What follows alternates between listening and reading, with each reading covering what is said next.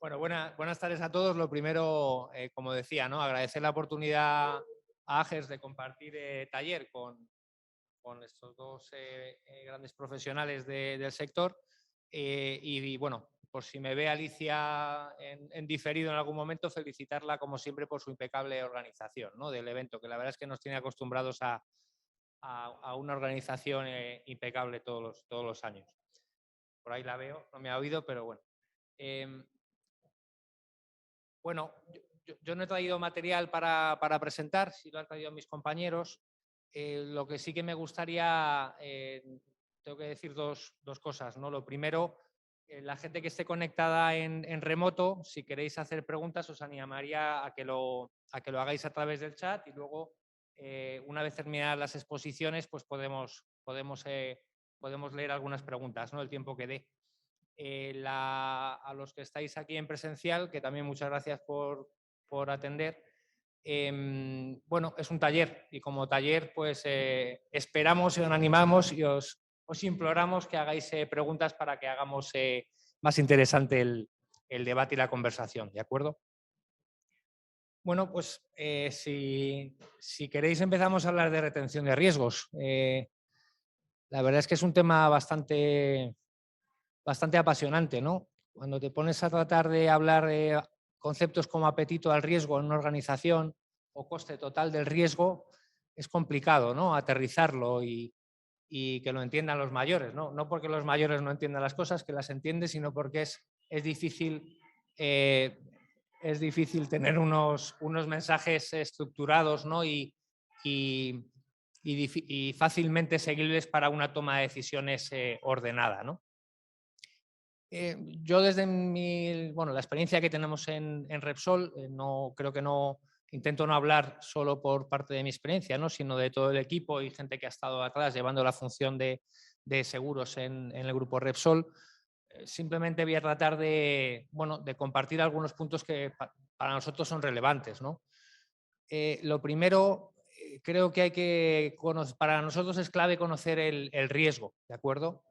Y eso pasa bueno, he visto antes a Rogelio Bautista, me acuerdo en su vida anterior, decía que los gerentes de riesgo éramos carne de aeropuerto, ¿no? Pero somos carne de aeropuerto y somos ratas de biblioteca. Tenemos que leer muchos contratos, tenemos que conocer muy bien los activos de la compañía, las actividades, las ventas, todo lo que pasa con los empleados del grupo. Tenemos informes de ingeniería y asesores externos que nos ayudan a conocer ciertas exposiciones. Insisto en lo de que tenemos que leer mucho contrato, que parece que da pereza, pero tenemos que leer por lo menos el mismo número de contratos que de pólizas en los gerentes de riesgos. Y bueno, todo eso nos dará un perfil de exposición. Y ese perfil de exposición es muy sencillo ordenarlo. Yo creo que con una gráfica muy sencilla de probabilidad e impacto, no tiene que ser muy sofisticada, simplemente en baja, media y alta, en el que podamos además representar de forma concéntrica el grado de control que tenemos a lo mejor sobre determinados riesgos, pues eso nos va a ayudar a tener un perfil de exposición, ¿no? Que me permitís que lo pueda llamar así, ¿no? Bueno, eso yo creo que ya nos da una idea, ¿no? De dónde tenemos que poner el foco, dónde tenemos que poner esfuerzos y como decía, es clave. Yo creo que si no se tiene un profundo conocimiento de las actividades y los riesgos de la compañía, pues es muy difícil abordar cualquier reflexión sobre retención, ¿no?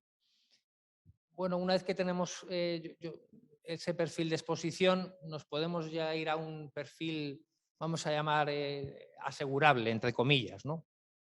En el cual ya metemos elementos quizá pues de básicos, ¿no? De seguro, de deducibles, de retención, y son ejercicios sencillos, ¿no? Yo creo que todos estamos acostumbrados, ¿no? Y habituados a un mero ejercicio de ASIF, ¿no? En el que puedo modular y tratar de explorar cómo se comporta la siniestralidad en distintos años, ¿no?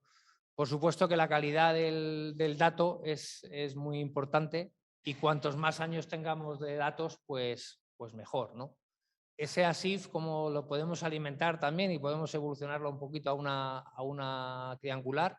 Esa triangular, aparte de frecuencias, acumulados, medias, nos da una idea también del comportamiento de esa siniestralidad, ¿no? Que también es ciertamente útil.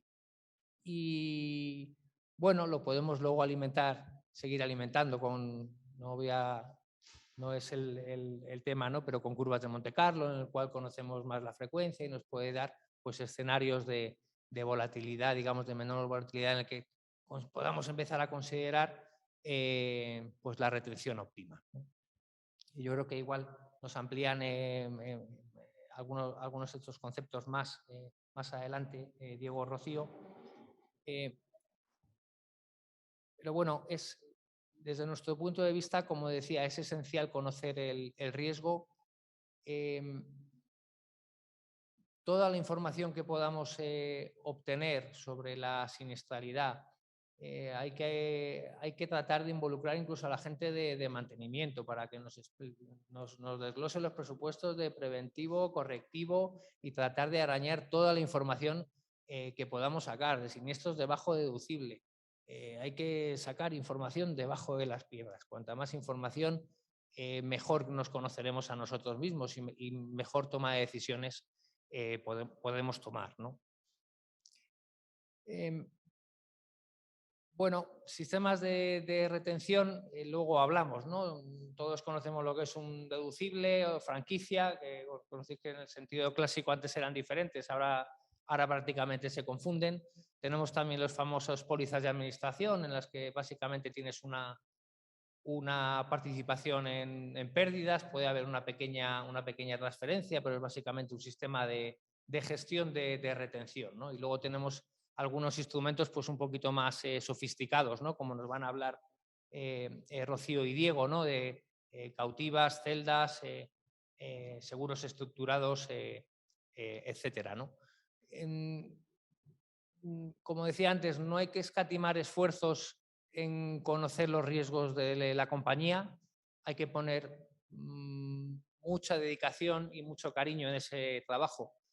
La verdad es que este tipo de talleres te sirven a veces para hacer reflexiones internas, ¿no? Y yo he estado estos días pensando en este tema y os puedo asegurar que nosotros, Repsol, actualmente, y yo creo que desde hace muchos años, a nivel compañía dedica mucho más recursos a la retención de riesgo que a la transferencia, ¿de acuerdo? A nivel compañía, no voy a hablar de la función del área de compliance, de jurídico, de la propia de mantenimiento, etcétera, que por supuesto se están hablando siempre de riesgos retenidos, pero en la propia dirección de seguros, aunque pueda ser contraproducente por su denominación, nosotros nos dedicamos mucho más recurso, tiempo y personas al riesgo retenido, como os decía antes, a revisar todos los contratos, una labor y tarea de prevención, tratar de evitar que haya riesgos en el futuro no conocidos.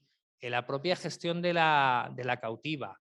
Sí es verdad que tenemos un proceso de placement y de contratación de seguros todos los años y tenemos un programa internacional que implantar en muchos países que nos consume mucha cantidad de recursos recurrentes todos los años.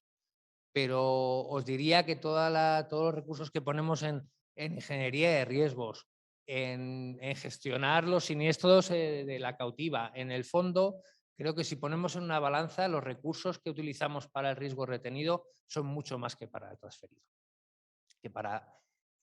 Sí que es verdad que recibimos apoyo de expertos y de consultores y de brokers para las dos caras de la moneda, pero yo diría que como recursos internos probablemente gana el riesgo retenido frente al transferido. He oído una serie de cosas durante la mañana que podríamos aplicar perfectamente a esta charla, ¿no? Se han dicho expresiones como la calidad del dato, mapeando riesgos, sentido común, creo que se ha dicho también por una persona. Bueno, pues todo el sentido común que podamos aplicar en ese análisis del riesgo que tengo que retener o que quiero retener, será más que bienvenido. No nos olvidemos que luego, bueno, pues hay que trasladarlo a a una realidad de mercado, ¿no? Y a una realidad de mercado no me refiero tanto al pricing o al ciclo en el que esté el mercado. Yo creo que las decisiones sobre retención de riesgo tienen que ser propias del grupo, independientemente de que del ciclo del mercado esté en una pendiente o en otra. Yo creo que la decisión sobre retención y estrategias de retención tienen que estar ajenas a esa, pero sí que es verdad que no puedes obviar pues el coste del riesgo transferido de cada producto, de cada ramo. En cada momento no es lo mismo. Puedes tener una política con un cierto apetito al riesgo de un determinado nivel, pero que, bueno, pues transferir ese riesgo en el mercado asegurador puede ser muy eficiente y puede ser que sea un riesgo que al final pues acabes decidiendo que no merece la pena retener, ¿no? Yo no quiero entretenerme mucho más. Sí me gustará pues, poder participar lógicamente en alguna pregunta y sobre todo también trataré de hacer preguntas y de hacerles un poquito de challenge a las dos personas que tengo a cada lado. Y con esto pues, le doy paso o la palabra a Rocío. Muchas gracias. Muchas gracias. Gracias, Antonio. Creo que me voy a levantar, pero creo que tenemos que poner esto en modo de presentación.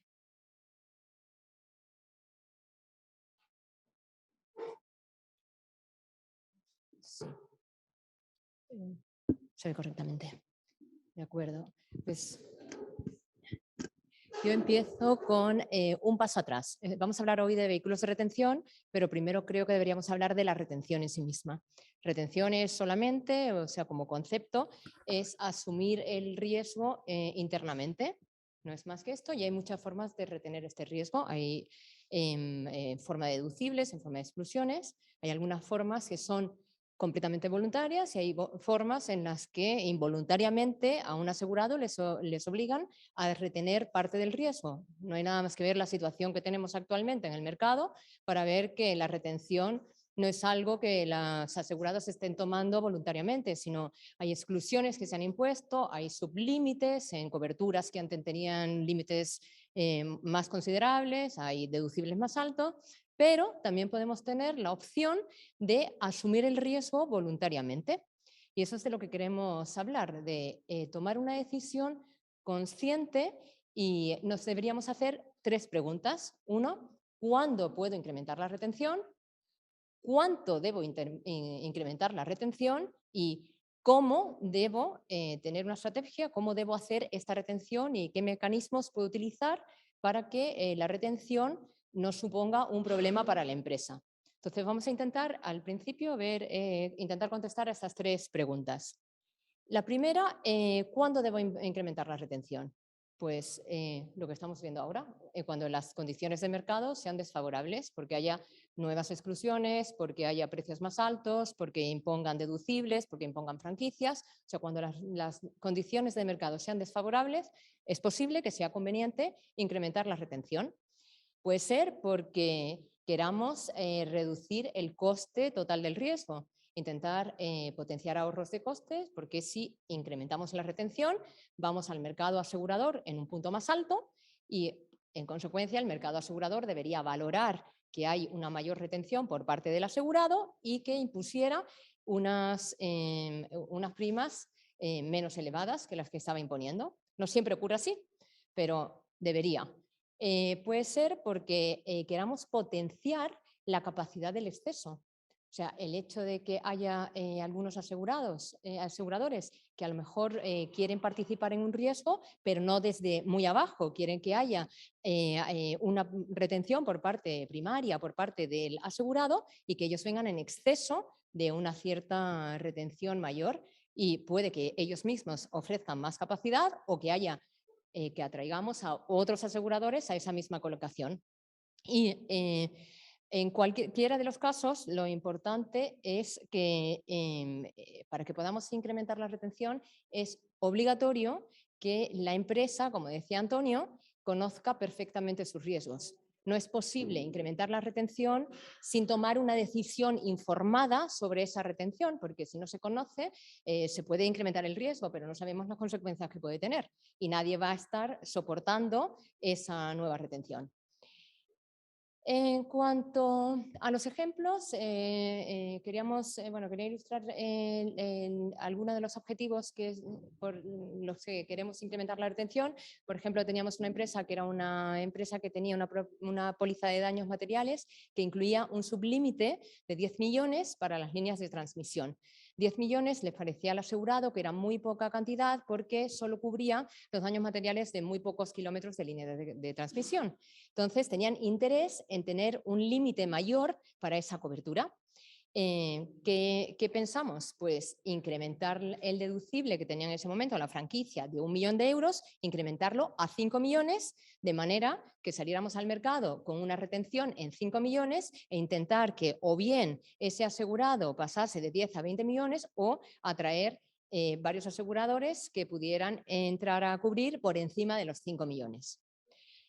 ¿Cómo potenciar ahorros? Pues una empresa con una póliza de daños materiales de 50 millones de euros con una retención de 1 millón, incrementa la retención a 5 millones para que el mercado asegurador en exceso de 5 millones hasta los 50 millones impusiera unas primas más económicas. Entonces, son ejemplos para ver que la retención tomar una decisión sobre el incremento de la retención puede tener ciertas ventajas. En cuanto al ¿cuánto debemos retener? Para ello hay que hacer un proceso un poco más elaborado. Se puede retener sin más, pero lo correcto sería seguir un proceso en el que haya, para empezar, tener un objetivo claro de por qué queremos incrementar la retención, cuál es la motivación que nos lleva a incrementarla y tener claro también las líneas en las que queremos incrementar esa retención, porque parece muy básico, pero nos encontramos que empezamos a veces estudios y empezamos con la póliza de daños y aparece la póliza de responsabilidad civil y luego hay un riesgo emergente que también se quiere meter, entonces hay que ir haciendo el análisis como en trozos.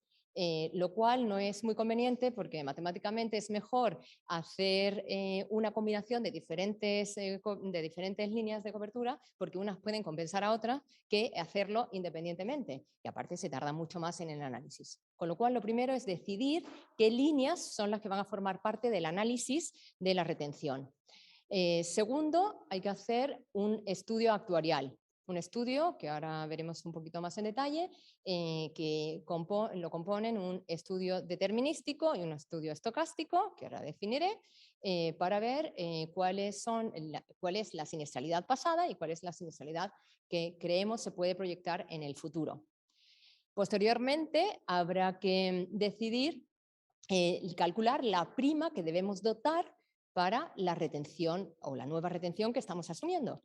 Entonces, esa prima hay que calcularla en función de unos porcentajes, de unos percentiles, para tener más o menos certeza de lo que debemos dotar para asumir el riesgo.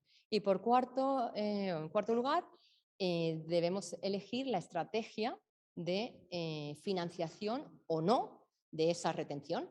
Entonces, que son los vehículos que luego vamos a comentar como posibles vehículos de retención. Para empezar, suscribo todo lo que ha dicho Antonio sobre la información. Para hacer el análisis en el cuánto, para hacer el análisis actuarial, es necesario conocer el riesgo perfectamente.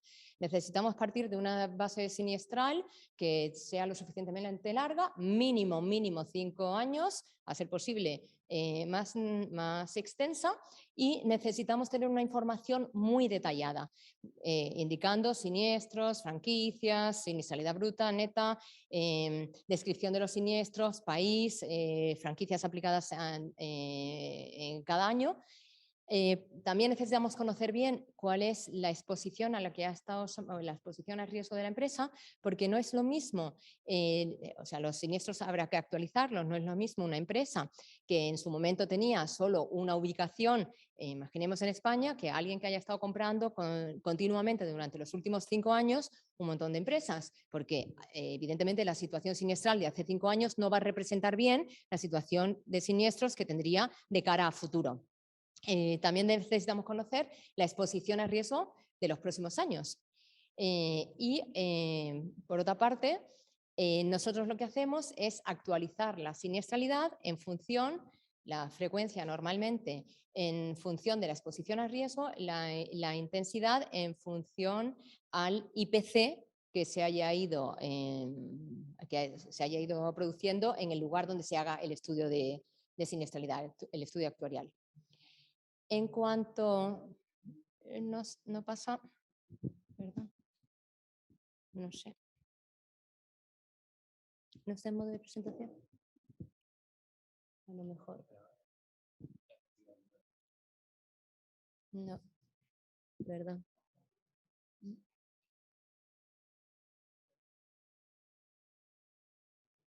Vale.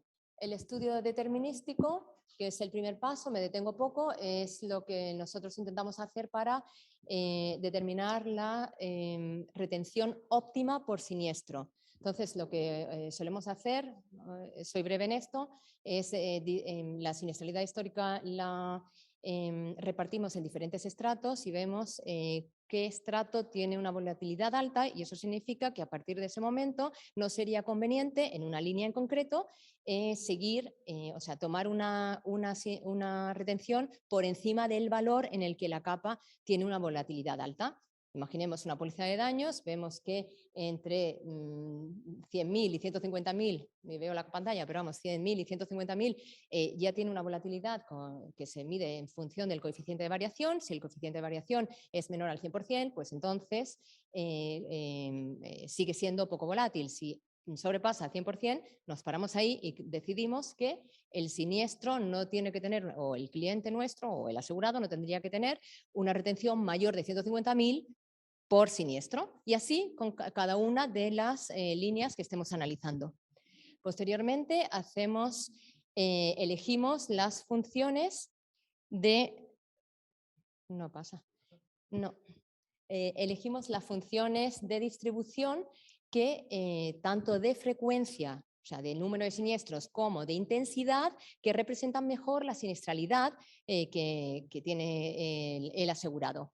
Esto nos lleva un poco de tiempo porque no siempre las funciones casan perfectamente, pero intentamos que se adapten lo más posible, porque esto nos sirve para luego pasar por el sistema que ha dicho Antonio antes, Monte Carlo, que no es más que hacer proyecciones de cara a futuro. Bueno, Monte Carlo lo que hace es simular la siniestralidad durante 10.000 simulaciones, es decir, como si hubiera 10.000 años de siniestro, y nos sirve para pensar en cuáles son las proyecciones de siniestralidad que tendría un asegurado de cara a futuro. Y en función de esto, los resultados que nos dan en Monte Carlo, calculamos la retención agregada que debería asumir un asegurado en concreto, y la prima, calculamos la prima que deberíamos dotar con mayor o menor probabilidad para hacer frente a esa siniestralidad, que son los percentiles. Los percentiles, ahí lo veréis mejor, son 10.000 simulaciones, y en el conjunto son los percentiles, dependiendo de cómo se quiera hacer la estrategia de financiación de esa retención, si es que se quiere hacer alguna, pues dotaremos más o menos importe para hacer frente a la siniestralidad. Hasta aquí se queda el cuánto. Este valor que está en naranja sería la retención agregada, o la prima que necesitaríamos para hacer frente a la retención agregada. En cuanto al cómo, o sea, la estrategia de retención, pues podemos tener diferentes técnicas a la hora de enfrentarnos a la retención. Por un lado están las técnicas no financiadas y por otro las financiadas. Las no financiadas son lo que podemos hacer con las franquicias normalmente. Vas pagando los siniestros tal cual aparezcan con cargo a caja. Entonces, lo único es que tienes una franquicia, pagas tus siniestros sin hacer nada más. No interviene ningún tercero ni se crea una estructura formal para hacer frente a la retención. Hay un paso un poquito más elevado. Se dota una provisión en la empresa para hacer frente a la siniestralidad. Problema, que la siniestralidad, aunque tengamos una dotación, no siempre se va a comportar como nosotros hemos calculado. O sea, aunque se hiciera la prima que hemos visto en la diapositiva anterior, se dotase una prima que puede ser un percentil 70, que es bastante, o sea, ya nos estamos moviendo a un nivel de certeza, pero esa prima no significa que año a año se vaya a dar esa siniestralidad. La siniestralidad puede estar por encima o por debajo, con lo cual sigue habiendo impacto en la cuenta de pérdidas y ganancias de la empresa. ¿Qué hacemos? buscar técnicas un poco más sofisticadas, que son las técnicas de financiación de riesgo, como pueden ser los seguros estructurados, que también lo habréis oído hablar de. En el pasado se hablaba de ellos como seguros finito, o también ahora se habla como cautivas virtuales. Luego están un paso más, es ya la creación de una estructura formal, como son las celdas, o incluso un paso más elevado, más sofisticado, la creación de una compañía cautiva de directo o de reaseguro. Con lo cual, hasta aquí la retención, cada empresa decide, según sus probabilidades, según su músculo financiero, según cómo quiera enfrentarse al riesgo, cuál de estos vehículos le conviene más, y también según el coste económico, porque cada uno de ellos conlleva unos costes económicos aparejados que son muy distintos en unos y en otros. En cuanto a los seguros estructurados, ya me paso a uno de los... Le paso a uno de los vehículos. Sí, gracias. A uno de los vehículos que es el menos sofisticado de los tres es el seguro estructurado. El seguro estructurado, cautiva virtual, finito en el pasado. De hecho, no se utiliza finito porque tiene connotaciones ahora. En los 80 tuvo muy mala prensa porque yo creo que se hicieron excesos con este tipo de estructuras y entonces casi todo el mundo evita llamarle finito y todo el mundo utiliza la palabra estructurado o cautiva virtual. No es más que un contrato plurianual con una empresa aseguradora en la que se pueden dar de alta una o varias líneas y en la que al final se crea un fondo de primas en el balance de un asegurador para hacer frente única y exclusivamente al pago de las primas, y al final del periodo multianual que se haya pactado con el asegurador se tiene derecho a una participación en beneficios por el balance positivo que exista en el fondo. Entonces, es una estructura bastante simple porque no es necesario tener colaterales, normalmente es solo un contrato, es un contrato de seguros, con lo cual tiene que seguir todas las reglas del mundo asegurador y de una forma bastante sencilla. No se tarda tanto tiempo como una estructura más formal, como una celda, una cautiva, a la hora de montarlo. Entonces, para explicarlo un poco más, se tiene una prima que es más o menos igual, o igual durante un periodo de 3-5 años. En este caso, en el gráfico, tenemos una prima durante 5 años. Dentro de esta prima, que es la parte que está en azul, hay un margen que se da al asegurador dentro de esa prima, porque el asegurador cobra por hacer este tipo de estructuras. Normalmente también va incluido las comisiones del broker, salvo que se haya hecho a modo de fee, y en caso de siniestralidad, lo que hace el asegurador es adelantar ese dinero, poner el dinero de la siniestralidad, para que lo que se está haciendo es cambiar impacto en un mismo año de una siniestralidad alta por una estabilidad en la prima, porque lo que se está haciendo es repartir esa siniestralidad entre diferentes años y no va a fondo perdido, sino que al final del periodo, si en ese fondo la parte de siniestralidad es inferior a la prima pagada menos el margen, entonces se puede devolver este dinero al asegurado. Entonces, hay muchas formas a la hora de hacer los seguros estructurados, porque son coberturas que se hacen ad hoc, o sea, específicamente para los asegurados en función de su siniestralidad y en función de los resultados que hayan salido en su análisis actuarial, y de las necesidades que tengan. Una de las formas, a ver si funciona. Una de las formas es crear un capital contingente. Entonces, no se va pagando una prima, solo se paga el margen del asegurador, con el acuerdo de que en caso de que se necesite un capital para hacer frente a siniestros, la aseguradora paga ese capital y luego se le devuelve el importe que haya pagado en siniestralidad en primas iguales, añadiéndole un margen a la prima que han puesto ellos por adelantado. Esta es una de las formas. Otra forma, esta es bastante difícil de conseguir, o sea, es una de las formas que existen, pero que los aseguradores no son tan partidarios de darlas.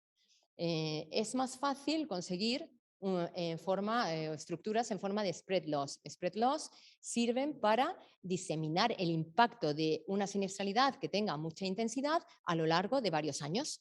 Entonces, viene a ser prima con el margen durante varios años, normalmente igual, a lo mejor si existe un acuerdo de tener una prima adicional en caso de que haya una mayor exposición a riesgo, es decir, que la empresa cambie su perfil mucho, o bien que la situación siniestral de la empresa en esos 5 años sea mala y tenga un ratio siniestral muy alto, y entonces a partir de un cierto porcentaje de ratio siniestral el asegurador puede imponer una prima adicional para hacer frente a la siniestralidad.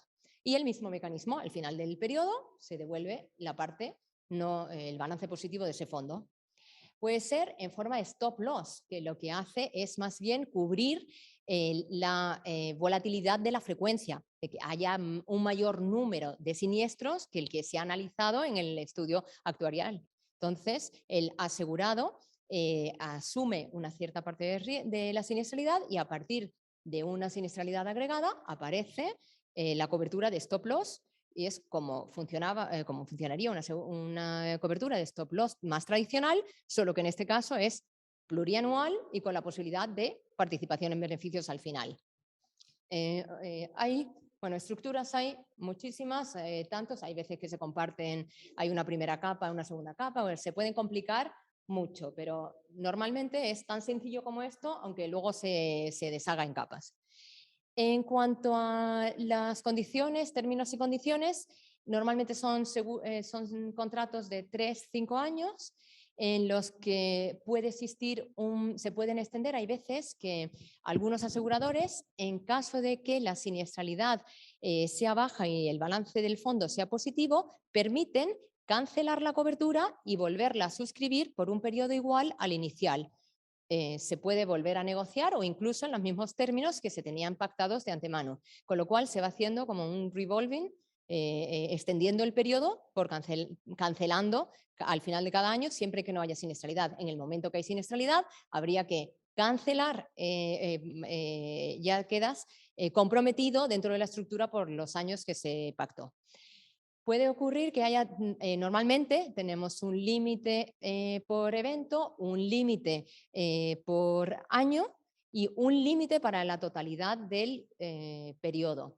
Si es un periodo de 5 años, suele ser 2 veces el límite anual. Si es 3 veces el límite anual. Si es un periodo de 3 años, suele ser 2 veces el límite anual. Hay además... En cuanto al periodo de extensión, una de las preguntas más frecuentes es ¿qué tratamiento tiene la participación en beneficios? Porque claro, la participación en beneficios, si la traes, sería una ganancia extraordinaria, es un ingreso, con lo cual tributa como ingreso.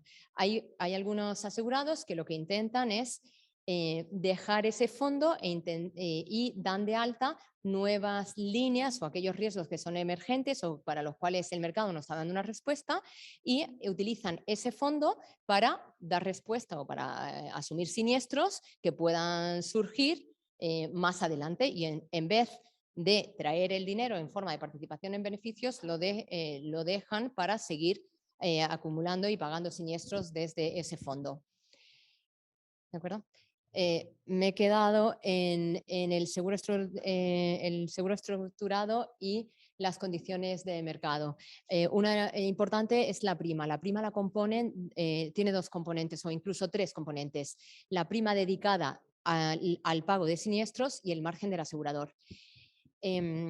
Dependiendo de la parte que quiera retener y el equilibrio que haya entre la parte que el asegurado quiera asumir y la parte que quiera financiar por parte del asegurador, el margen será más alto y la parte de prima dedicada a los siniestros será más reducida.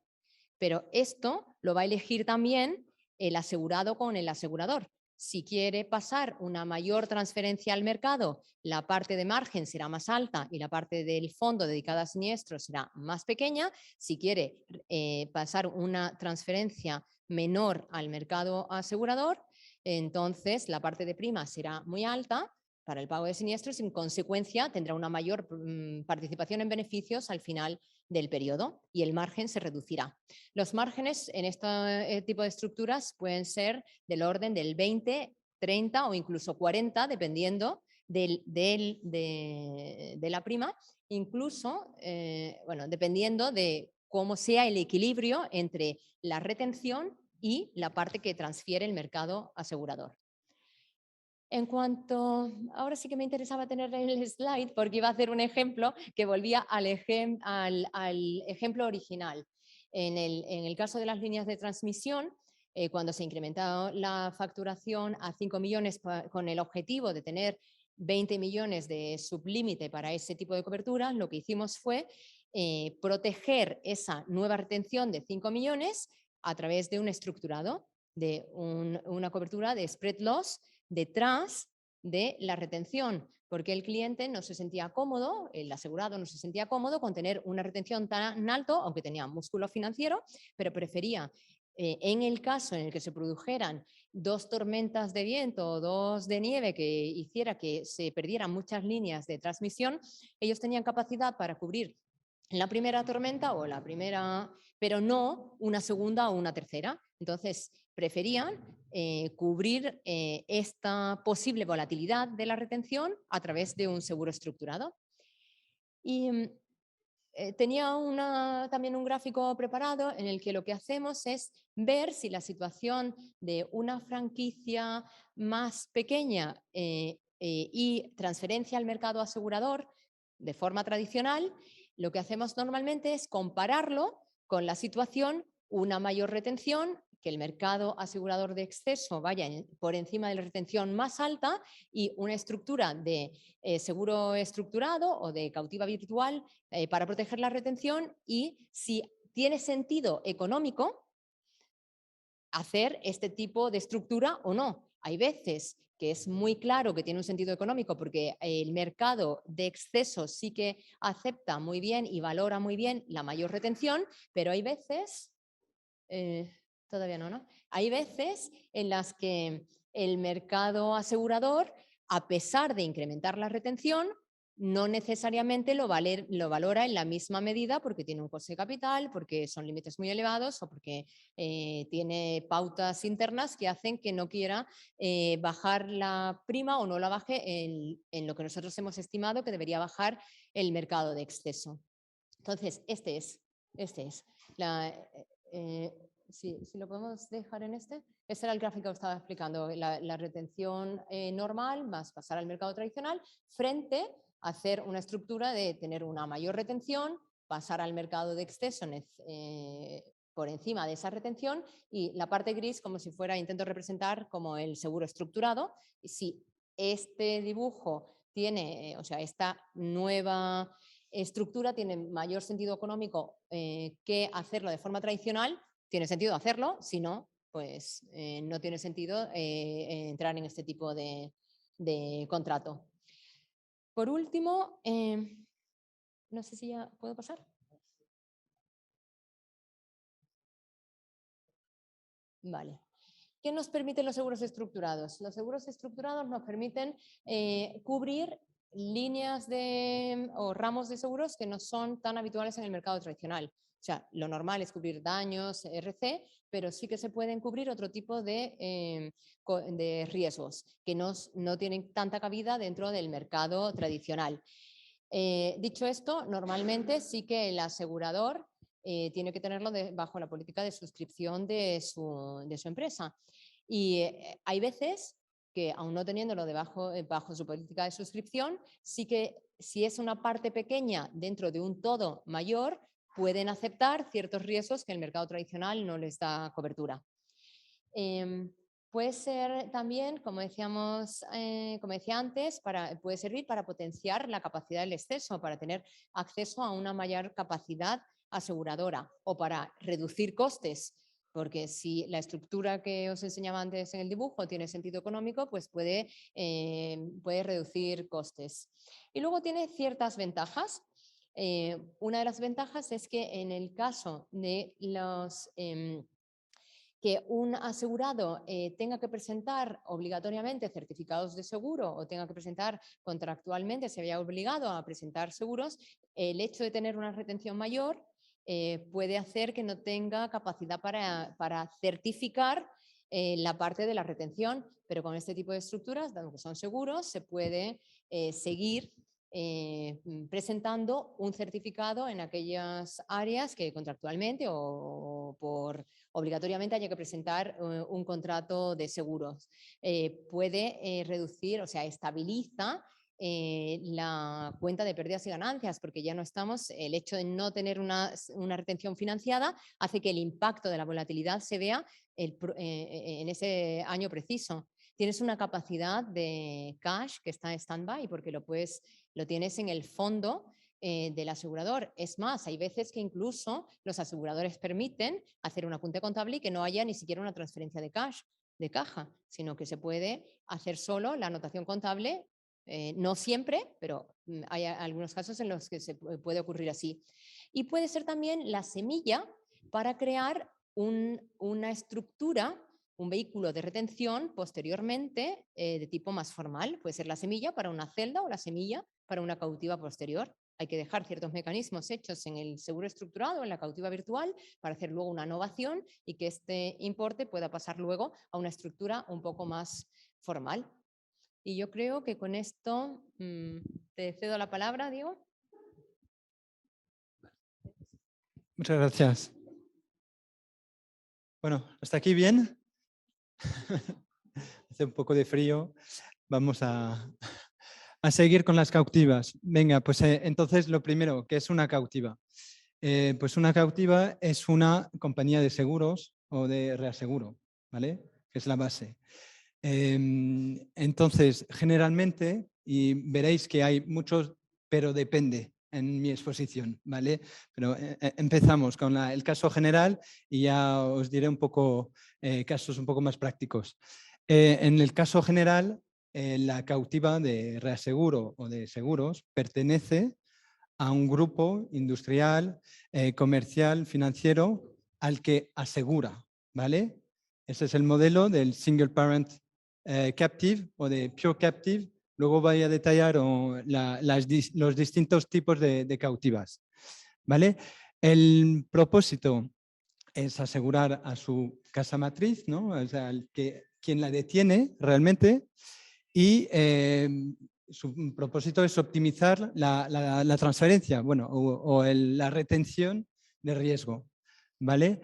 Entonces, un gerente de riesgos que decide, o una empresa que decide crear una cautiva, pues se convierte en un asegurador, y como asegurador, pues tiene que considerar una serie de preguntas.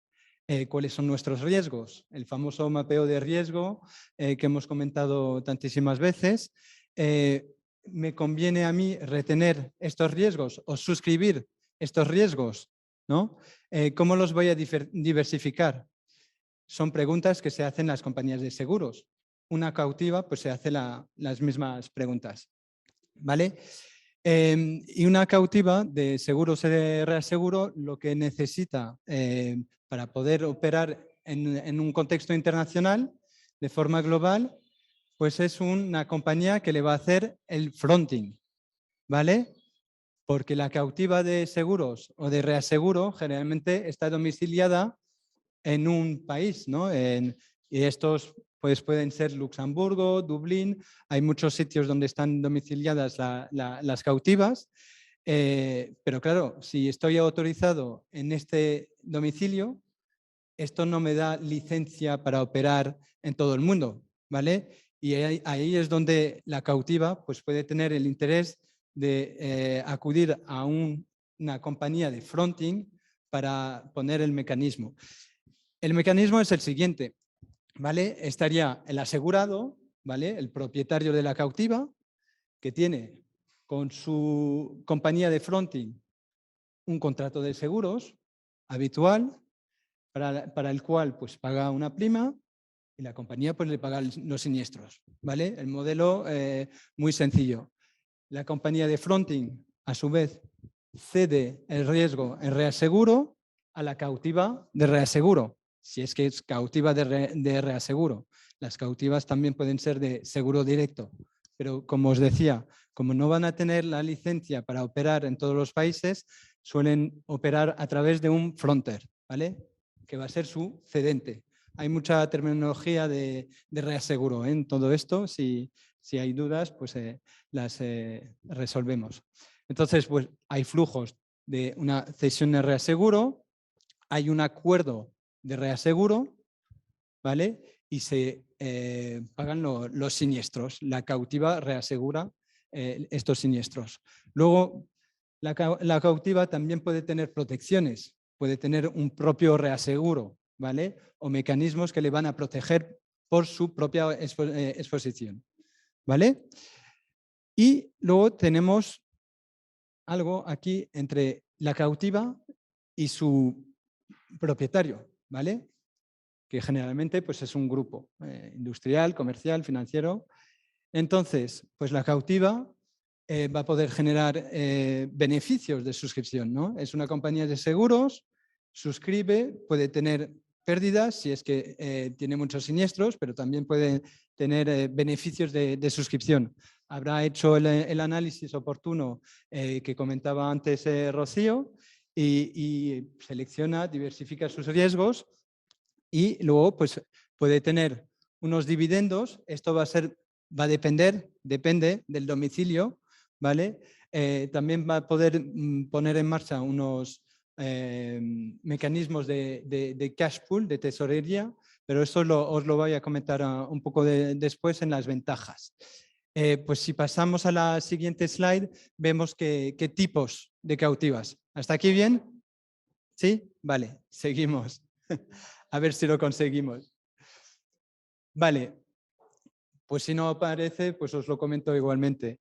Los tipos de cautivas, hay el más conocido es este, el de Pure Captive o de Single Parent Captive, ¿vale? De una cautiva detenida al 100% por un grupo, ¿vale? Luego vamos a tener los Group Captive, ¿vale? O Sponsored Captives. También hay mucha terminología en inglés, ¿no? Que son cautivas detenidas por varios sponsors, ¿vale? Lo cual quiere decir que esta gente pues, se tiene que poner de acuerdo en la suscripción, la política de suscripción que va a tener la cautiva, ¿vale? Al igual que una compañía de seguros, ¿vale? Van a suscribir riesgos y lo más, bueno, al menos yo el que más conozco de ejemplos de group captives son las de asociación o las de industry, ¿vale? En determinadas industrias, en energy en particular, pues existen cautivas donde pues al final unos actores de este sector, de esta industria, se ponen de acuerdo para tener un mecanismo de retención, ¿vale? Lo cual es muy difícil porque tienen que compartir intereses comunes, riesgos similares, ¿vale? Y pasar por una estrategia de suscripción, ¿vale?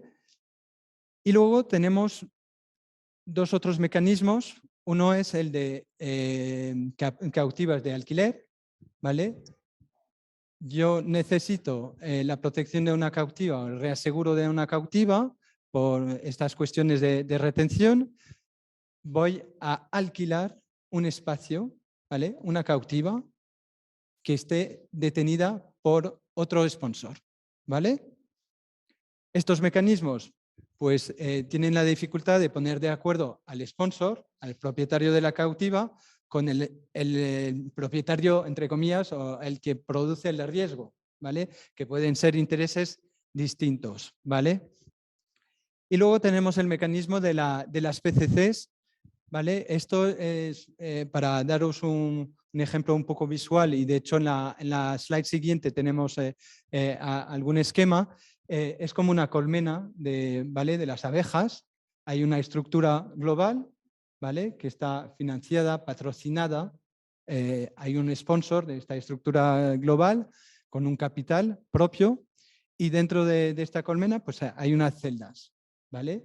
Cada celda está segregada o separada del resto de celdas, lo cual quiere decir que si yo quiero proteger un riesgo o colocar un riesgo en una celda, ¿vale? Pues este riesgo no se va a comunicar con el del vecino, ¿vale? De las otras celdas. Los activos y pasivos de estas celdas están jurídicamente protegidos del resto. No hay comunicación, ¿vale? Esto depende también, ¿vale? Porque va a depender mucho del domicilio. Si hablamos de Luxemburgo, pues tiene mecanismos distintos de las celdas que están en Malta, ¿vale? Entonces, bueno, siempre hay que tener esta perspectiva en la mente. Pues seguimos. ¿Por qué constituir una cautiva?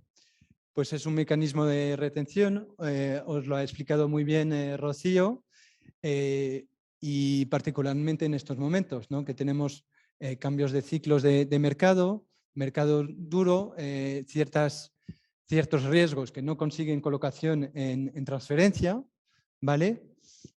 Con lo cual, pues si yo quiero colocar este riesgo, si buscar una protección, pues a través de una cautiva puede ser un mecanismo, pero también me puede dar estabilidad en los costes, ¿no? Y no tener esta volatilidad de los mercados de seguros, ¿vale?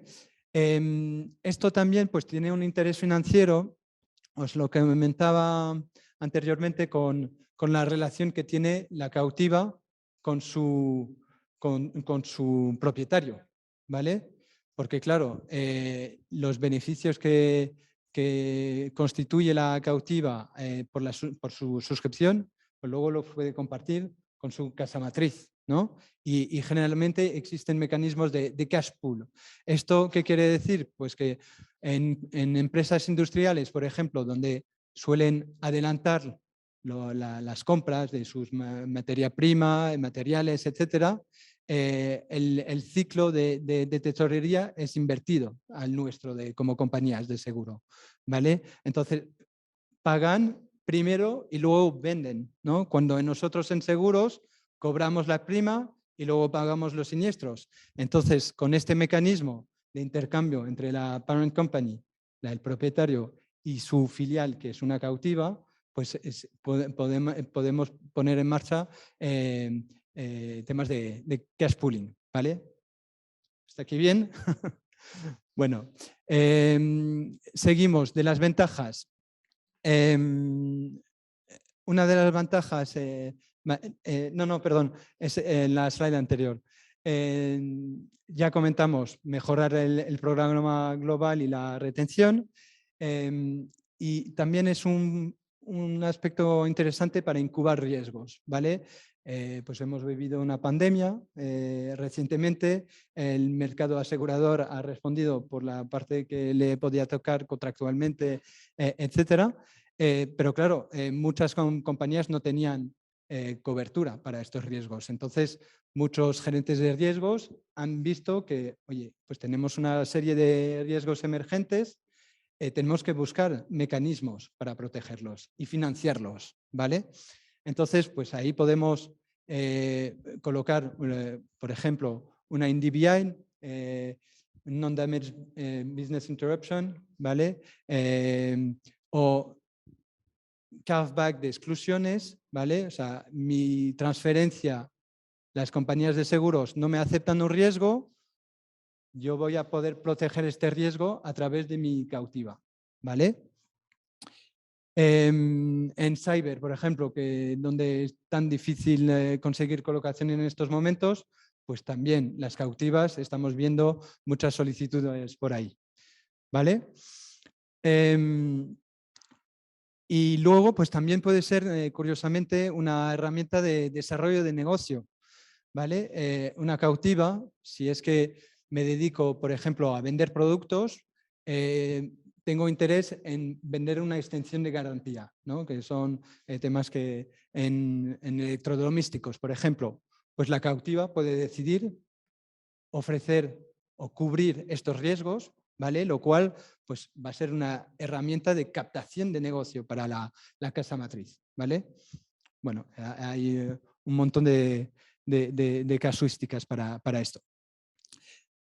Claro, inconvenientes, pues sí, los hay. Lamentablemente, como compañías de seguros, tenemos que movilizar mucho capital, ¿vale? Para hacer frente a nuestras obligaciones. Y las cautivas, pues, obedecen al mismo principio, ¿vale? Las que están localizadas en domicilios europeos, pues están bajo el marco regulatorio al que nos sometimos nosotros como compañía de seguros, que es Solvencia II. ¿vale? Solvencia 2, no me voy a extender y tampoco soy especialista, pero tiene 3 pilares. Un pilar cuantitativo con la fórmula estándar, no sé si os suena a algunos de vosotros, seguramente sí, y lo cual pues pone unas exigencias en términos de capital para asegurar la solvencia de la compañía. Se nos aplica a nosotros en el beneficio de nuestros asegurados, ¿vale? Para que estén bien protegidos y que no haya pues, un problema sistémico en el sector asegurador, pero esto aplica igualmente a las cautivas, con algunos matices dependiendo del domicilio de la cautiva, pero bueno, está con el mismo principio de la movilización del capital. Tengo obligaciones, tengo que movilizar el capital para hacer frente a estas obligaciones, ¿vale? Una compañía de cautiva pues tiene un mínimo de capital, además de esta exigencia, pues tiene algún mínimo, ¿vale? Luego, pues temas regulatorios, licencias, hay que negociar con la autoridad competente para conseguir la autorización, ¿vale? De hecho, se me olvidaba el tema de los otros pilares de Solvencia 2. Pilar cuantitativo, cualitativo. Esto quiere decir que tengo que enseñar a la autoridad competente que tengo la organización interna suficiente para medir, identificar los riesgos y tengo que justificarlo. De hecho, hay un marco, bueno, unos modelos que se pueden aplicar en esto y esto forma parte del tercer pilar, que es el de comunicación, ¿vale? De reporting, básicamente. Yo con la autoridad, pues cada X le debo pasar una serie de documentos y esto Antonio lo conoce y sufre. Esto que estás contando, pues que efectivamente es así y tenemos unos niveles de reporting muy exigentes como cualquier compañía de seguros y bueno, realmente tienes que demostrar pues, un seguimiento de la solvencia, de todos tus riesgos. Para que os hagáis una idea, bueno, pues con la pandemia, pues el regulador te recomienda que tienes que valorar el riesgo de pandemias dentro de los riesgos de gestión de la propia entidad. Hace una semana y media creo que recibimos una sugerencia del regulador de que la cautiva tiene que tener un CISO y que tiene que tener también dentro de su mapa de riesgos, ¿no? El ORSA, bueno, no sé si os suena alguno, también tiene que tener el riesgo climático considerado dentro de uno de los riesgos que gestiona, pero no porque esté cubriendo riesgos de Repsol. Si fuese una cautiva de una empresa de un banco o de telecomunicaciones, también tendría que analizar cómo el riesgo climático puede influir en toda su actividad, ¿no? Luego la intensidad en reporting regulatorio es muy elevada, eso lo puedo asegurar. Muy bien. ¿Hasta aquí bien? Vale, pues seguimos. Modelos de cesiones a cautivas. ¿Vale? Hemos visto la compañía de fronting, la cautiva de reaseguro o de seguros, con la que tenemos, que por cierto, las compañías, dependiendo del domicilio, las compañías de seguro de cautiva también son de reaseguro, lo cual no es el caso para las que son solo de reaseguro. ¿Vale? Simplemente un apunte aquí. Cesión neta, cesión bruta. Distinguimos el caso y yo creo que es importante. Tenemos a la compañía de fronting. La compañía de fronting cede a aquella parte que corresponde a la cautiva. O sea, la cautiva, para poneros un ejemplo, decide retener 5 millones. ¿Vale? Yo como compañía de fronting voy a emitir una póliza, le cedo esta parte y luego pues, el reaseguro se hace de forma externa a esta cesión.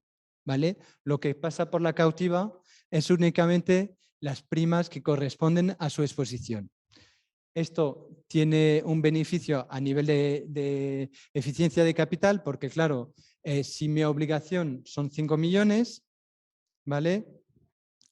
El capital que tengo que movilizar enfrente de esta obligación es reducido, ¿vale? Si lo comparamos con todo el programa, que son, pues no sé, 500 millones, ¿vale?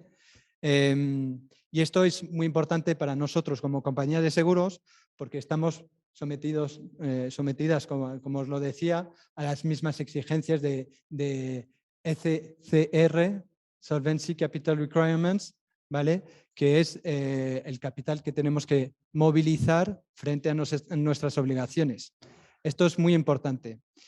Y para disminuir el impacto de esta movilización de capital, lo que solemos pedir son colaterales, ¿vale? Garantías financieras. Luego lo explico un poco más. Cesión neta.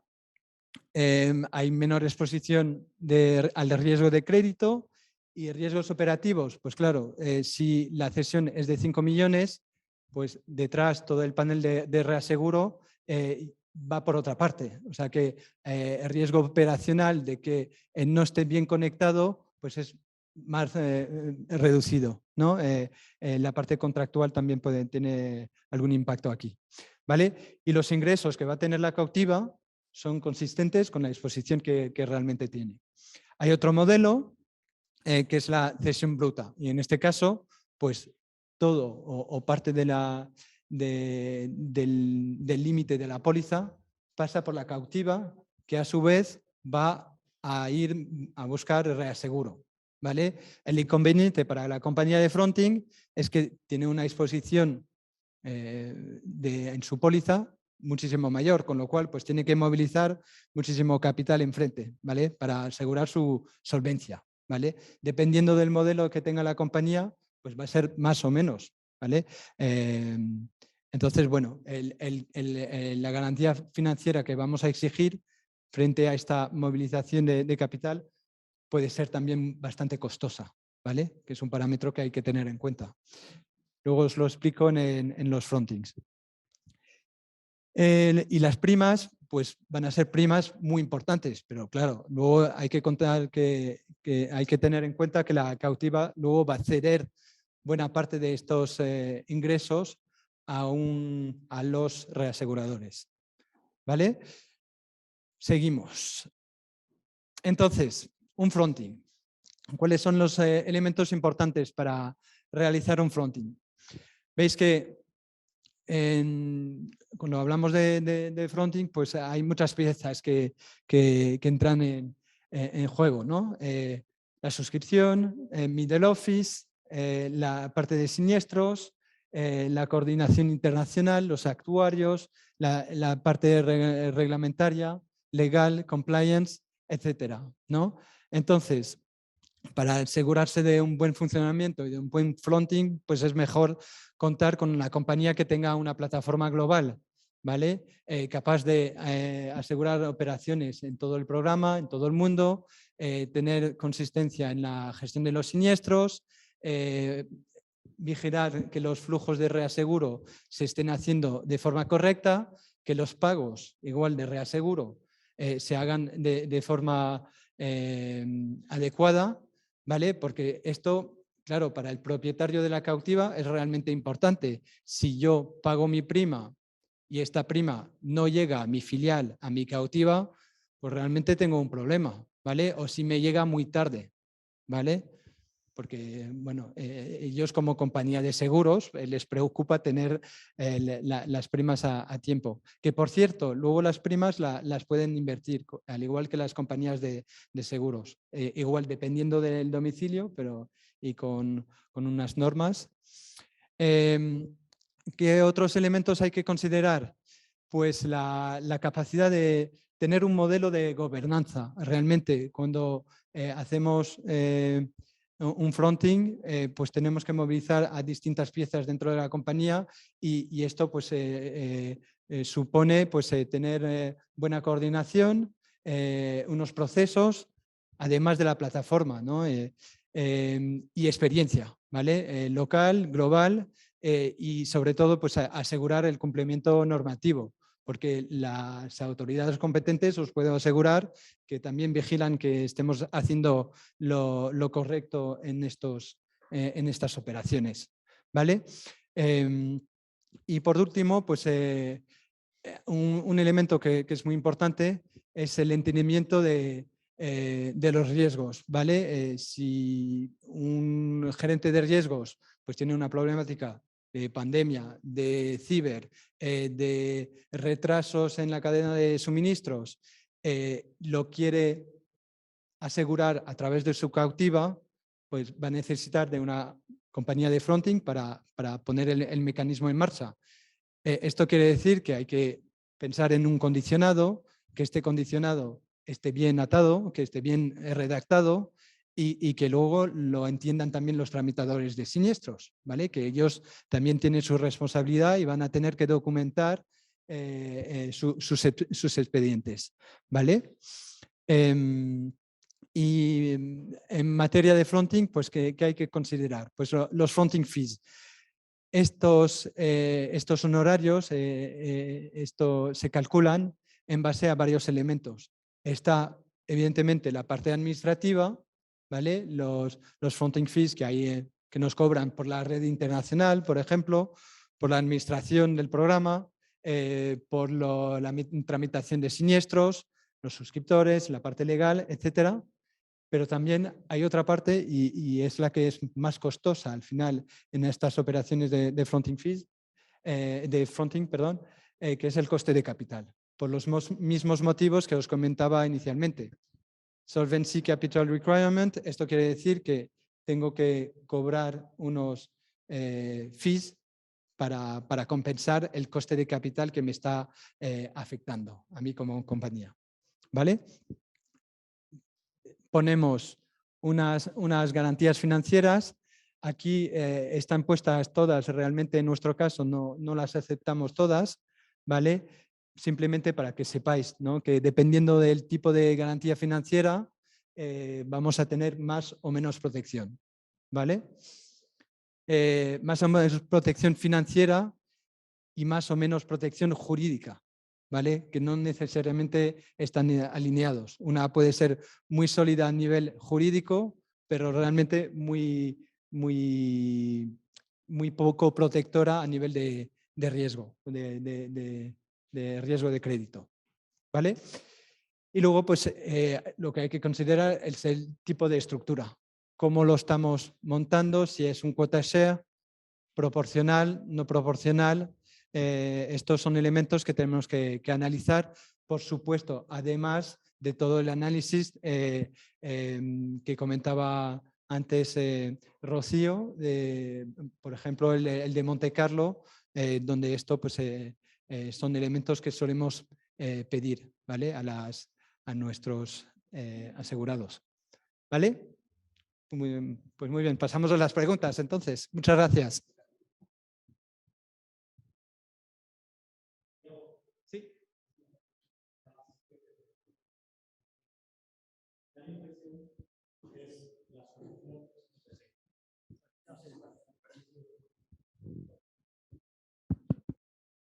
Y da la impresión que las PCCs es la solución barata para la gente que no puede permitirse el lujo de constituir una cautiva, no tiene recursos financieros, no tiene entidad, etc.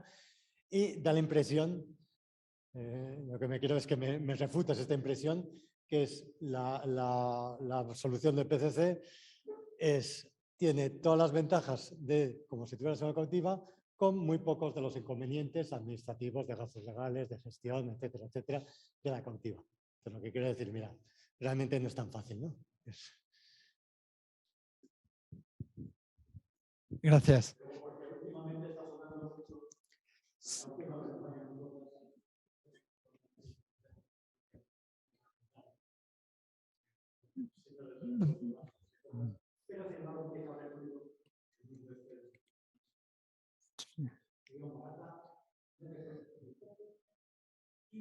Tienes prácticamente abierto el mundo de la propiedad a un precio módico sin ninguna.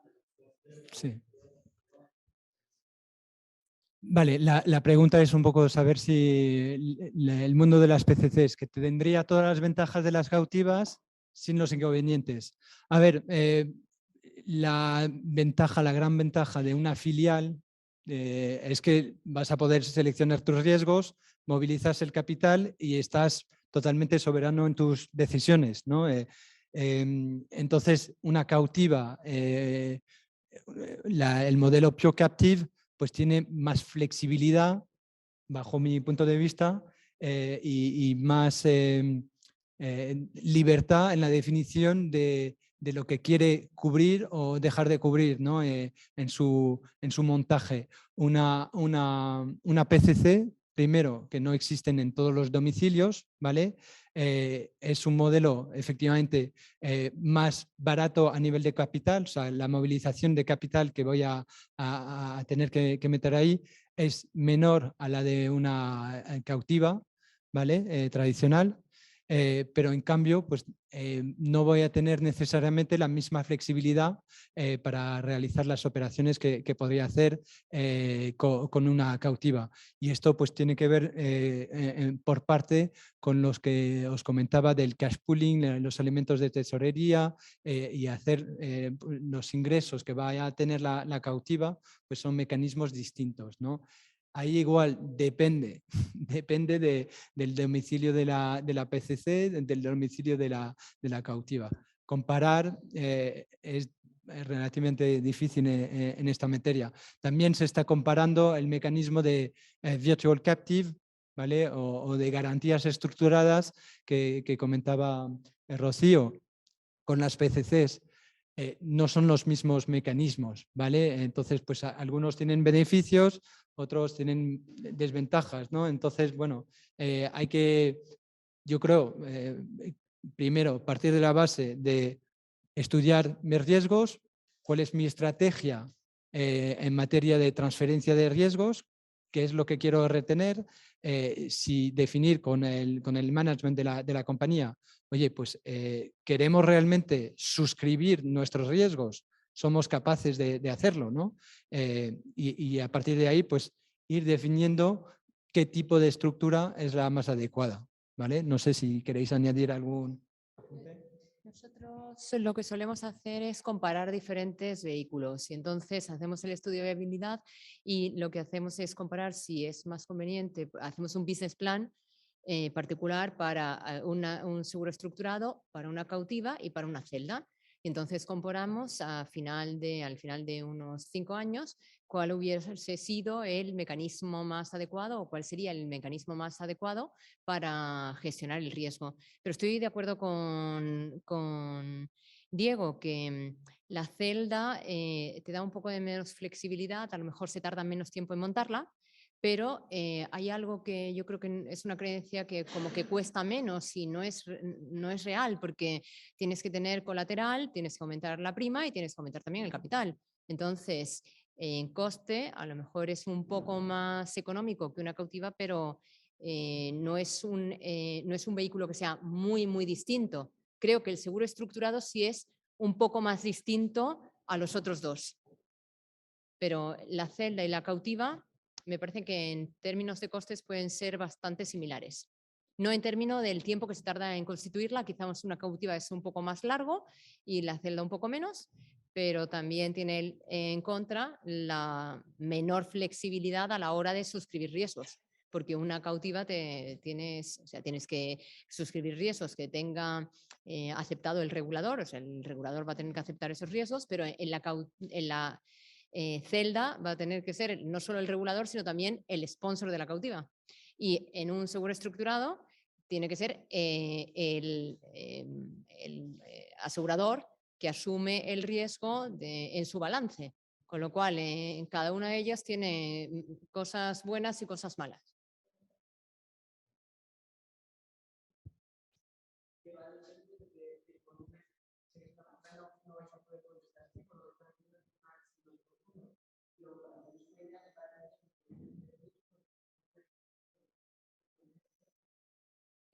En parte, para mí en parte el volumen, pero también lo que se quiere buscar con ello, porque una cautiva es una estrategia a largo plazo, mientras que un estructurado, como te da posibilidades de cancelar y volver a suscribir, pues la estrategia sigue siendo a largo porque tienes un contrato plurianual, pero puedes tener un mecanismo de salida un poco más fácil que el de una cautiva o una celda.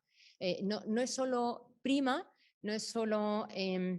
es un compendio de cosas, porque hasta que no se analiza en detalle no se puede ver si económicamente tiene sentido uno u otro, si te interesa solo para un riesgo muy pequeño, a lo mejor un estructurado con 1 millón de euros de prima es suficiente, pero si vas a una cautiva a lo mejor necesitas un volumen de primas considerable, porque un poco mayor, porque tienes que tener una estructura, y ya os ha contado Antonio, lo que le supone a una empresa como Repsol trabajar en la cautiva, con lo cual tienes que tener cierta predisposición a tener todo personal, una estructura muy formal para hacer frente a la retención. Entonces, es un compendio de cosas que es difícil, y hasta que no se hace un estudio en detalle es muy difícil decir a priori que es mejor o que es peor. Pero claramente el volumen de primas también. No sé si queréis añadir vosotros. Bueno, nosotros no hemos trabajado nunca con celdas, no te puedo explicar, ¿no?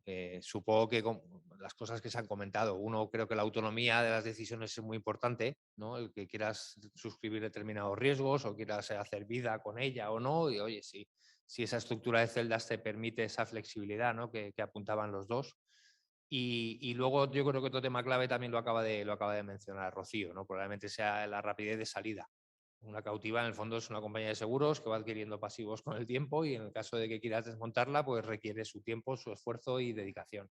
En cambio, una celda, bueno, pues si tienes bien atado el mecanismo de recuperación del capital que has acumulado o lo que sea, bueno, pues te permitirá a lo mejor una salida más rápida, ¿no? Ya que la gestión pues está, digamos, tercerizada, ¿no? por el arrendador, ¿no? Pero vamos, desconozco porque no hemos trabajado nunca con...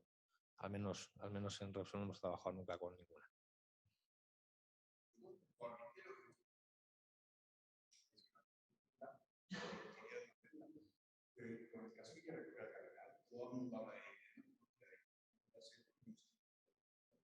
¿Cuál es posible que el concepto sacas el capital de la Bueno, yo te puedo hablar en nuestro caso. Nosotros, yo puedo hablar por la experiencia que tiene Repsol.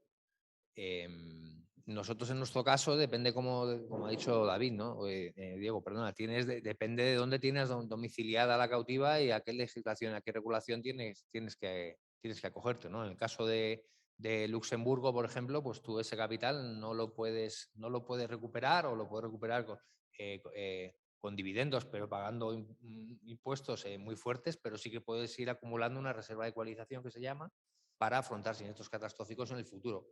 Luego realmente tú ese dinero no lo vas recuperando. En el fondo, vamos, yo creo que debemos de partir del principio de que una cautiva no es un instrumento financiero para mover dinero. No, se trata de un instrumento a largo plazo, como ha dicho Rocío muy bien, y segundo, un instrumento para retener riesgos. Y para retener riesgos, pues tienes que ir creando un capital poco a poco, no se hace de un día para otro, tienes que ir creciendo poco a poco, y lo que quieres es tener ese capital disponible por si tienes que pagar siniestros. Que puede haber unos sistemas de inversión de ese dinero garantizando una liquidez y disponibilidad, por supuesto, ¿no? Pero no se trata de que cada 3 años, si no tengo siniestros, cojo y le...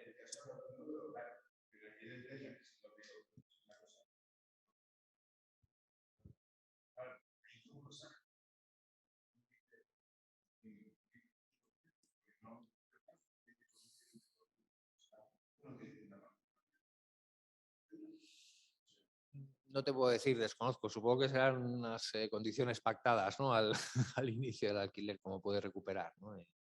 Desconozco. Los mecanismos de salida o para traer capital suelen ser complicados, o sea, no es algo que sea tan sencillo. De hecho, en el estructurado, por ejemplo, no puedes no tienes ningún dividendo para recuperar, porque es un dinero que dejas en un fondo en el balance del asegurador. Salvo que te permitan no pagar la prima y no hacer la transferencia de caja, en cuyo caso es tu dinero y solo tienes una obligación, pero lo normal es que no te permitan, o sea, no te da beneficios, no te da dividendos, perdón. Y luego cuando traes tienes que cerrar una compañía, o sea, tienes que cerrar una estructura y hay que hacer run-off o hay que liquidarla, hay que hacer todo un mecanismo para luego deshacer la estructura. Con esto no quiero quitar ninguna idea, porque justo nosotros lo que hacemos es lo contrario. porque son mecanismos de gestión de riesgo a largo plazo que han probado ser bastante eficaces.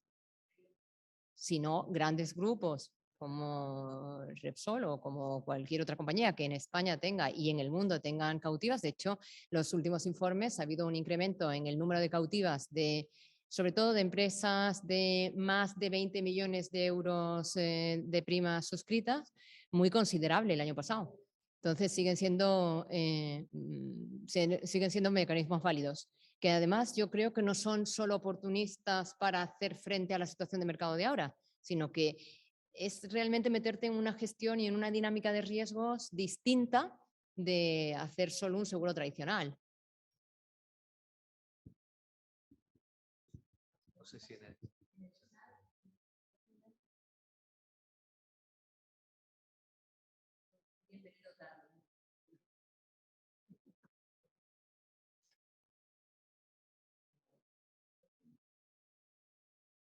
¿Alguien se anima? Mario, ¿te animas? ¿Alguna inquietud?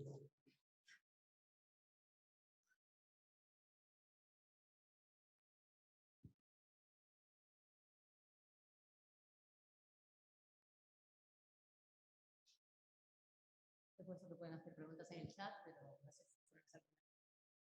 Bueno, me voy a animar yo.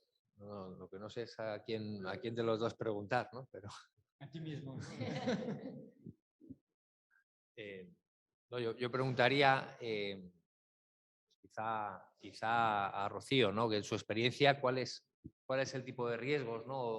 o de ramos en los que ella ve que se estén utilizando más los productos estructurados, ¿no? Si es para más, digamos, coberturas más tradicionales de property and casualty o es para riesgos un poquito más diferentes.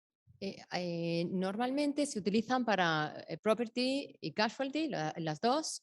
Esos son las más habituales, pero también vemos a veces consultas sobre ciber, aunque el mercado ahora tiene tanto cúmulo en ciber que los suscriptores de ART especializados en ART o en seguros estructurados no quieren, están poniendo un poco más de impedimento a la hora de suscribir riesgos ciber. Hay algunas... también se utilizan para riesgos emergentes, pero tienen que estar dentro de la política de suscripción del asegurador especializado en estructurado. Y hay veces que admiten riesgos que aún no estando en su política de suscripción, si son un porcentaje pequeño de un cómputo general, o sea, se da de alta daños materiales, se da de alta RC y se quiere cubrir, no sé, despidos en un país, pues aunque eso no sea una cobertura que tradicionalmente se cubriría en el mercado tradicional, si es una pequeña parte dentro de un todo, pues los aseguradores sí que lo aceptan. En cualquier caso, siempre tiene que haber transferencia de riesgo en los seguros estructurados y es por eso que los aseguradores no admiten cualquier riesgo, porque siempre tiene que quedar, y esto es una cosa que en el pasado hubo mucho problema, nosotros no hacemos depósitos bancarios, sino se hacen estructuras aseguradoras y un seguro está para cubrir una pérdida. De manera que el asegurador que suscribe un seguro estructurado tiene que poder sufrir una pérdida y tiene que haber una transferencia de riesgo al mercado asegurador que suscribe ese tipo de estructuras. Por lo tanto, tiene algo que decir en las líneas que se dan de alta dentro del seguro estructurado.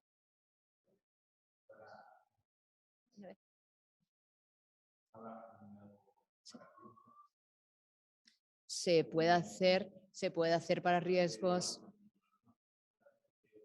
Se puede hacer para riesgos catastróficos porque lo único que, a ellos no les importa porque es el dinero del asegurado. Lo único que tiene que tener suficiente, el estudio de viabilidad tiene que ser lo suficientemente sólido para que ellos piensen que puedan estar cubriendo ese tipo de riesgos.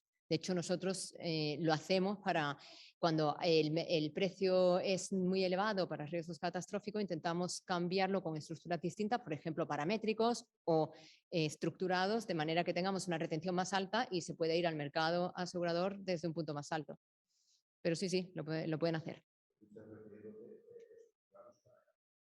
Sí.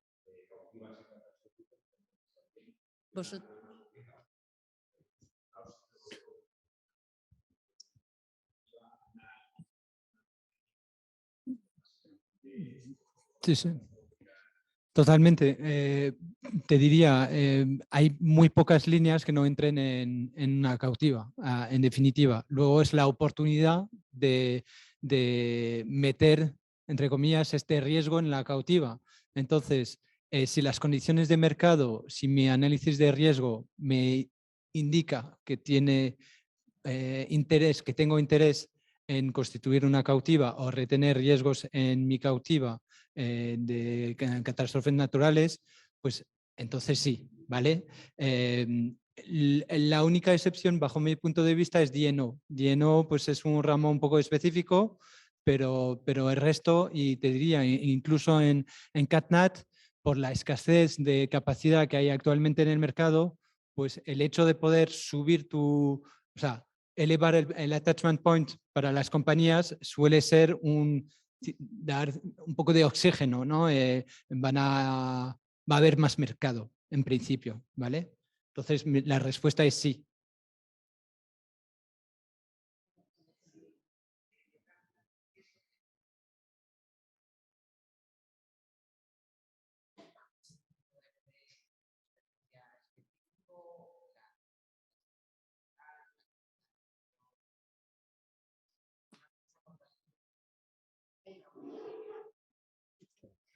¿En líneas te refieres de ramos? Bueno, las que pidas autorización, es como una compañía de seguros. Tú pides autorización pues, de ramos técnicos, de responsabilidad civil, de vida, de no vida, de construcción, de lo que sea, ¿no? Eso es el regulador el que te da de autorización, ¿no? Pero tratando de contestar a los dos un poquito a la vez si puedo, ¿no? Bueno, en el fondo esto no deja de ser una compañía aseguradora y hay que mimarla y hay que hacer las cosas despacito y con cuidado. Si hablas de riesgos catastróficos, pues tenemos que hacer un control de cúmulos y tenemos que pensar que podemos tener un siniestro que nos afecte a varias pólizas al mismo tiempo. Luego, en el fondo, si me permites la comparación, no me atrevo ni mucho menos, pero en el fondo es manejar un Mafre pequeñito con todos sus riesgos al mismo tiempo, ¿no?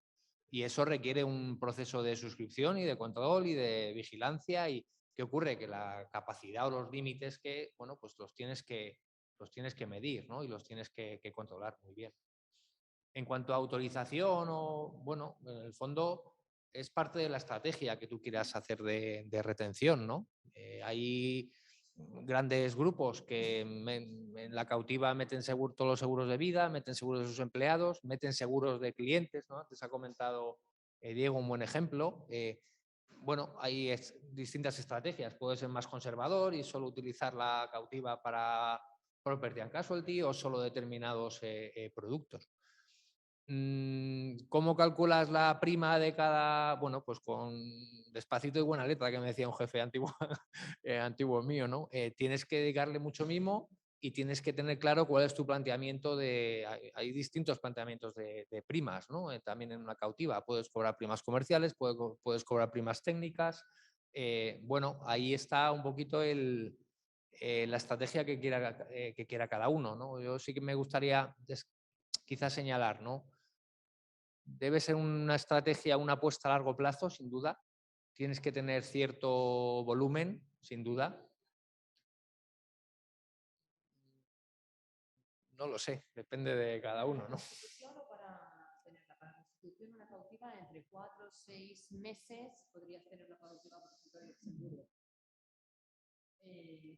Luego ya el nacimiento depende ya de la estrategia de la empresa. Si quiere mantener su empresa, o sea, la cautiva durante años, hay algunas que tienen hasta 30. Nosotros hemos cumplido 30 años hace poco. No, yo creo que no. Yo creo que no, ¿no? Eso sí, es un instrumento para mí muy bueno de retención, te va a ayudar a conocer los riesgos de la compañía, a trabajar sobre ellos. Debe ser una apuesta a largo plazo, desde mi punto de vista. No es la panacea, no es la llave mágica que te abre todas las puertas y te soluciona todos los problemas con el mercado de seguros y con los riesgos, pero es un instrumento muy, muy útil. No significa que vayas a retener en todo. Nosotros tenemos una cautiva y hay riesgos en los que no retenemos y no utilizamos a la cautiva. En cambio, la cautiva también vale para otras cosas, ¿no? Si tienes un programa internacional, pues la cautiva es un instrumento también muy, muy útil, ¿no? Pero bueno, yo creo que no debe responder, en mi opinión, y esto ya son opiniones personales, ¿no? La creación o no de una cautiva no debe de responder a un impulso por una situación puntual de mercado, es mi opinión, y tiene que ser un tema madurado de antes y con una estrategia a medio largo plazo, que bueno, es un concepto un poco ambiguo, pero yo te diría que estaría hablando de décadas, ¿no? O pensando que es un instrumento que va a acompañar al grupo empresarial durante toda su vida, hasta que encuentres una solución mejor, que seguro que a alguien se le ocurrirá. En cuanto a las líneas, las líneas puedes meter casi cualquier línea. La dificultad está en el análisis, porque como te decía Antonio, si quieres poner una prima técnica y no tienes información porque es un riesgo emergente en el que no hay nada, o sea, no solo nos complica mucho ciber, porque hay muy poca siniestralidad, hay siniestros con mucha intensidad, pero muy poca frecuencia. Entonces, cuando haces los análisis, la base de esos análisis que os he dicho antes es tener una información con suficientes observaciones para que puedas tener una función de distribución que, claro, en ciber hay que tirar de información de mercado, hay que completarla con información que sea, o sea, no es tan fácil. O pones una prima comercial que si es una empresa muy nueva, es una cautiva de reciente creación, pues todavía a lo mejor no está tan capitalizada, con lo cual tampoco te puedes exceder porque no puedes quebrar una compañía de un día para otro. Si es una compañía ya como una cautiva como Repsol, que lleva tantos años, pues ya tiene una capitalización mayor, ya pueden permitirse, tienen dinero suficiente para poner unas primas que sean más ajustadas a ese riesgo que van a asumir. Pero todo depende también de la antigüedad, de la reserva que tengan, de la capitalización que tengan, o sea, de cuánto dinero tengan en esa cautiva y que puedan permitirse hacer más o menos sobre los riesgos. Pero sobre todo complica mucho cuando la línea no tiene nada de información. Histórico de siniestralidad, quiero decir. Sí, sí. Yo iba a añadir un punto que no mencionamos o muy de pasada sobre la protección que puede buscar la cautiva. Existen mecanismos de reaseguro estructurado, ¿vale? Donde la propia cautiva pues tiene su selección de riesgos, su diversificación, pero también puede tener o buscar soluciones de protección en el mercado asegurador generalmente, ¿vale? Y luego cuando le toca vender parte de sus riesgos o la totalidad, pues generalmente se hace con el Loss Portfolio Transfer, ¿vale? Que son análisis que también hacemos, bueno, las corredorías y también en nuestro caso a una filial del grupo AXA se dedica también a este tipo de cosas. O sea que realmente hay todo un entorno alrededor de la cautiva. No sé si tenéis más preguntas. Yo creo que si nos hemos pasado un poco de tiempo, si no hay preguntas en el chat, pues agradeceros vuestra atención, también la paciencia con los problemas técnicos que hemos tenido, sobre todo los que estáis conectados en remoto, y bueno, agradecerle a Gers también la oportunidad y damos por cerrada el taller. Muchas gracias a todos. Gracias.